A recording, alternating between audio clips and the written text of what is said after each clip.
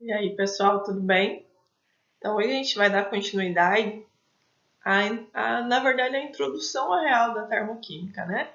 A primeira aula de introdução à termoquímica foi falado sobre as calorias, que é um fator de energia que a gente tem do nosso corpo, que a gente precisa consumir para manter e para gerar energia para o nosso corpo fazer as funções vitais. E agora a gente entra propriamente dito nas reações que indicam, né, que essas trocas de calor, que esse consumo de energia está acontecendo, que é o estudo da termoquímica. Então vamos começar?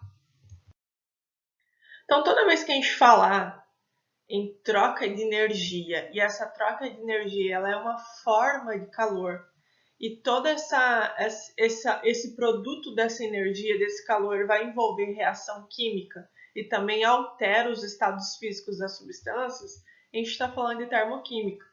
Então a gente fala muito de energia. A termoquímica é o estudo da troca de energia.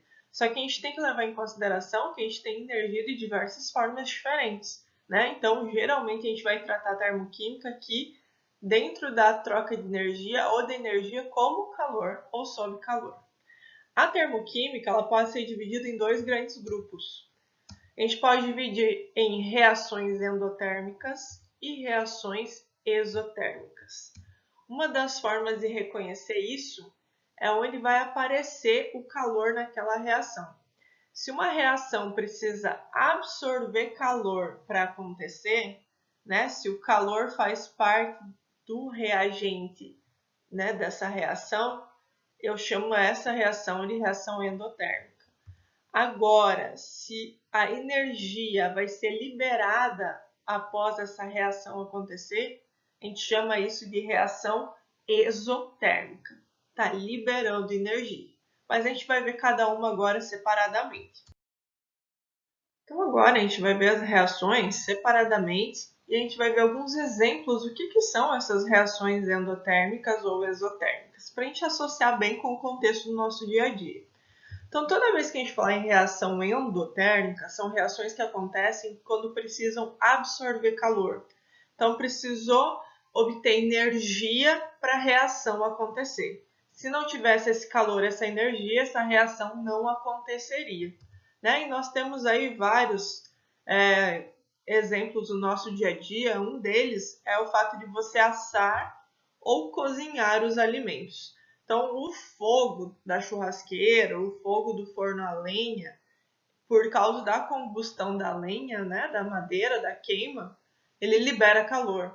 E esse calor é absorvido pelo alimento para ele poder ser assado. Então, assar pizza, assar carnes, assar pão, é uma forma de você obter um produto que veio de uma reação endotérmica, que precisou absorver calor para acontecer. O cozimento dos alimentos também, né? Eu só consigo cozinhar legumes, cozinhar carnes, ou seja lá o que for, porque ele está absorvendo o calor daquele líquido, né?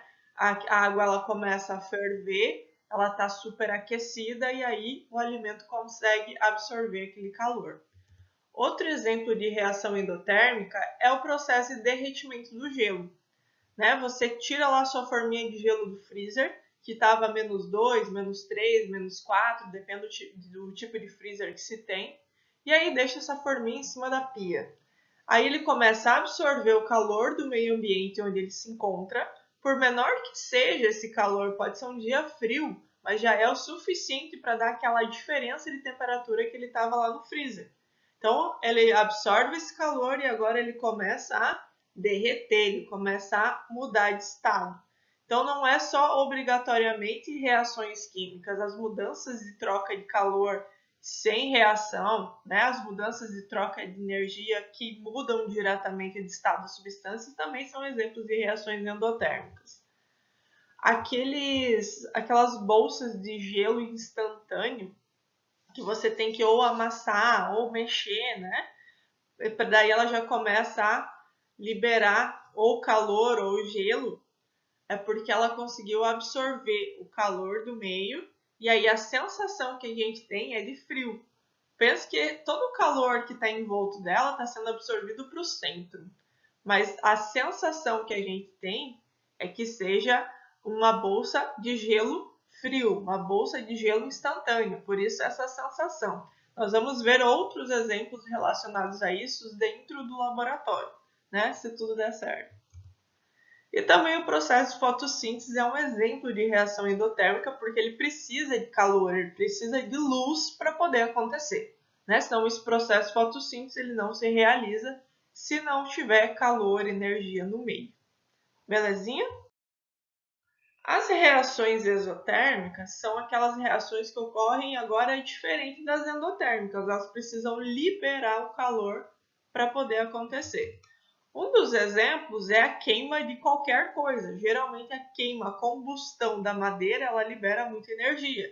E é assim que a gente faz churrasco, né? É assim que a gente assa as coisas na churrasqueira. Porque essa queima está liberando o calor para o meio para a gente poder assar aquilo que a gente quer. Outro exemplo é a queima da vela, né? Você coloca lá, você acende a vela e ela está acesa, mas também ao mesmo tempo ela está liberando calor. Isso é um exemplo de reação exotérmica. Outro exemplo é a condensação da água. Então, quando a gente está lá com um copo com água muito gelada, vai chegar um momento que aquela água ela vai, ou gelo, né? Um copo com bastante gelo, ele vai mudando de estado, né? Ele vai começar como se o copo estivesse suando. Isso é o processo de condensação, é a mudança de estado. Aquele gelo ele está derretendo e aí está formando todo aquele líquido em que antes era sólido, agora começa a aparecer as gotículas de líquido. A combustão dos combustíveis em geral, a combustão do etanol, né? A combustão do próprio propano, a combustão de vários gases ou combustíveis é um processo exotérmico. Ele libera calor para o meio, ele libera calor, essa reação libera calor para que consiga liberar então o seu subproduto. Então a gente tem muitos exemplos de reações endotérmicas ou exotérmicas ao nosso redor. Quando a gente fala de termoquímica, a gente fala muito de energia. E essa palavra agora a gente vai ver muito na forma de entalpia. A entalpia é essa energia, é esse calor que as substâncias apresentam. É já inerente à substância. Cada substância tem uma quantidade de calor, tem uma quantidade de energia já pré-existente, né? E é essa diferença de energia que ela absorve, que ela libera, que a gente estuda dentro da termoquímica. Como a gente não consegue verificar a entalpia de uma reação inteira, de acordo com os seus reagentes e produtos, a única coisa que a gente consegue fazer para calcular essa energia relacionada a essa reação é verificar a variação de energia que acontece nela, a variação de entalpia.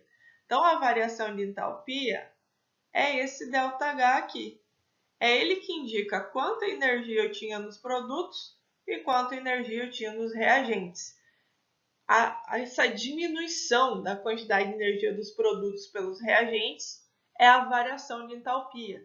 É ela que vai me indicar quanta energia existia nessa reação. Então, esse é um dos primeiros cálculos que a gente vai fazer quando se tratar agora do conteúdo de termoquímica. Sempre a gente vai pegar a entalpia dos produtos, é um valor que depois a gente vai conversar sobre isso, menos a entalpia dos reagentes. Belezinha? Para as reações endotérmicas, a gente tem um valor de entalpia dos reagentes menor que o valor dos produtos.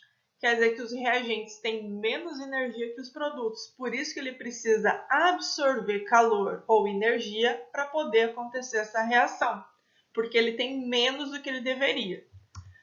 Aí ele vai precisar absorver aquela energia que está faltando. Para as reações exotérmicas é o contrário.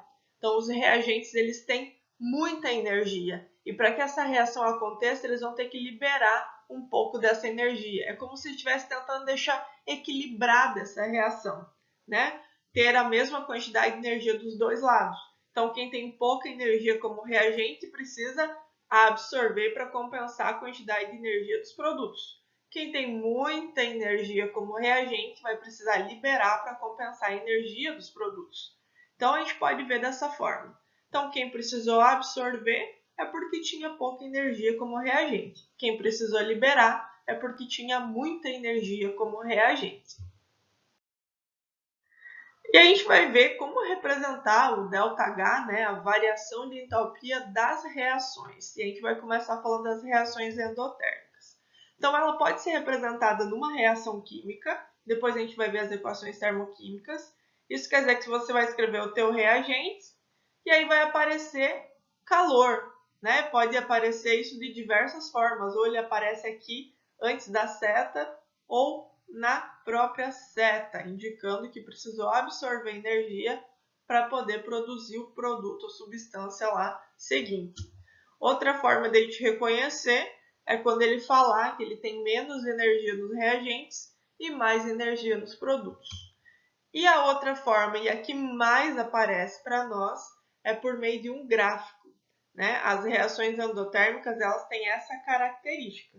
Então, eu tenho aqui menos energia dos reagentes, aí ela absorveu energia e aí pode formar os produtos. Então, sempre que a gente falar de reação endotérmica, o gráfico vai ter esse estilo aqui. Ele começa com baixa energia, absorve para acontecer a reação e aí forma o produto. Não tem segredo, né? E aí o ΔH dessa reação, a variação de entalpia das reações endotérmicas sempre é acima de zero, sempre é maior que zero. Por isso que todas as reações endotérmicas, elas são positivas. Então, os valores relacionados às reações endotérmicas serão sempre positivos, porque elas estão absorvendo calor. Aqui eu tenho um exemplo de reação endotérmica, né? Então, a gente tem aqui como se fosse a decomposição da amônia, o NH3, decomposto em nitrogênio e hidrogênio. E esse valor que ele dá da variação de entalpia é um valor positivo. Então, esse é um indicativo que essa reação é endotérmica, que esse valorzinho que aparece ali da variação de entalpia é um valor positivo. Para as reações exotérmicas, aí já é o contrário, né? Então, você verificando isso por meio da reação, você tem um reagente que, para poder formar esse produto, liberou calor. Então, o calor ele vai aparecer lá do outro lado da reação, como se fosse liberado. E aí a gente também tem a verificar a variação de entalpia sempre dos reagentes, vai ser maior que dos produtos, por isso que há essa liberação de calor. E aí, a gente verificando pelo gráfico, a gente tem aqui um valor, né, dos reagentes de entalpia maior que dos produtos. Então, os reagentes liberam calor, setinha para baixo, e aí formam os produtos. Então, o modelo do gráfico da reação exotérmica sempre vai ter esse estilo aqui. Ele começa com uma quantidade de energia, aí ele vai liberando para formar o produto. E o ΔH vai ser sempre negativo, é sempre abaixo de zero. Então, uma das formas de a gente reconhecer a reação isotérmica pela equação é porque o valor da variação de entalpia sempre vai aparecer com um sinal negativo, né? Porque ela liberou o que ela tinha, ela perdeu energia, por isso que fica negativo.